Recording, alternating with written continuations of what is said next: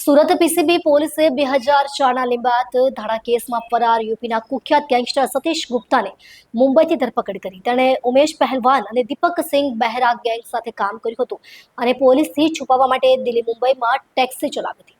ઉત્તર પ્રદેશનો કુખ્યાત ગેંગસ્ટર સતીશ બાબુલાલ ગુપ્તાને સુરત પ્રિવેન્શન ઓફ ક્રાઇમ બ્રાન્ચની ટીમે મુંબઈથી ધરપકડ કરી છે.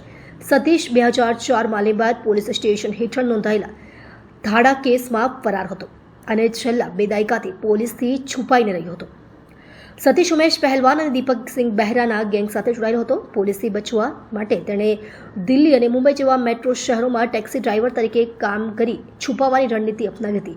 પીસીબીની ગુપ્ત માહિતીના આધારે સતીશ મુંબઈના થાણે ગોડબંદર રોડ પર રહેતો હતો, જ્યાંથી તેને ગિરફ્તાર કરવામાં આવ્યો. પૂછપરછ દરમિયાન સતીશે કબૂલ્યું કે તેણે 2004માં મુજીબુર રહેમાન નામના બીજા આરોપીને 4 તમંચા, 2 રિવોલ્વર અને 23 કારતીસ સપ્લાય કર્યા હતા.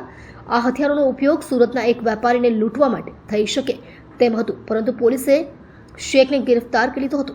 સતીશ હથિયાર પૂરા પાડવા બદલ ગુનામાં મુખ્ય ભૂમિકા ભજવી હોવાથી તે લાંબા સમયથી વોન્ટેડ લિસ્ટમાં હતો. સુરત પીસીબી હવે સતીશના ગુજરાત યુપી ગેંગ નેટવર્ક અને અન્ય ગુનાઓમાં સંડોવાયેલા લોકો પર તપાસ કરી રહી છે.